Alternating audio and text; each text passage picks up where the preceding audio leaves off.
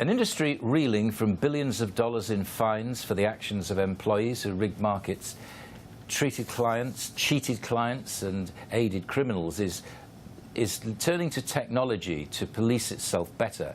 Wall Street brokers are already threatened by computers that can do their jobs faster and cheaper. Now the humans have something else to worry about. Algorithms that measure how they behave and make sure they behave. JPMorgan Chase & Company, which has racked up more than $36 billion in legal bills since the financial crisis, is trying to identify rogue employees before they go astray. Dozens of inputs, including whether or not workers skip compliance classes, violate personal trading rules or breach market risk limits, will be fed into the software. More menacingly, JPMorgan will analyse emails, chats and telephone calls.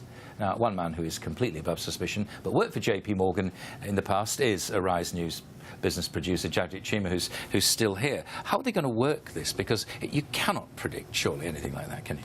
Well, it's been used for trading in the past, and it's also been used for counter-terrorism. So the technology is proven to actually work, but whether it can actually work on this sort of scale, I don't know. But these investment bankers are very clever people, and they're always inventing new techniques such as this to kind of prevent these sort of problems. And let's not forget, since the financial crisis, JPMorgan has lost, well, sorry, in terms of legal fees, has had to pay out $36 billion.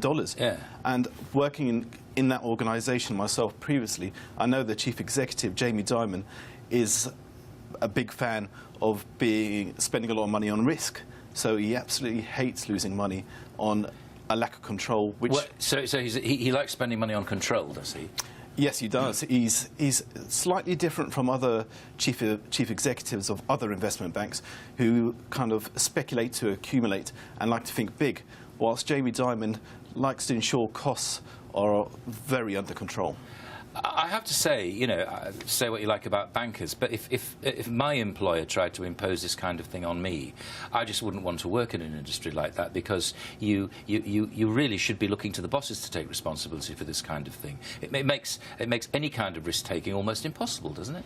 It's part of the nature of the business, and the reason I say that is these bankers are paid astronomical fees, yes, and they know what comes with that territory. So. Okay. They'll take that. And also, you've noted that Jamie Dimon has made some pretty important prognostications about the next financial crisis and the ability of banks to handle it. Well, he's announced today that the next financial crisis could be more volatile than the previous one that we saw in 2008. And the reasons behind that is that regulators are absolutely controlling banks too much in terms of liquidity controls and capital controls. Should they be doing that? Yes, we can't have a repeat of 2008. Why is Jamie Dimon coming out with that? He'd like to be in more control of the situation himself, which not every other investment bank is as bothered about as Jamie Dimon is. Jagdip, thanks so much.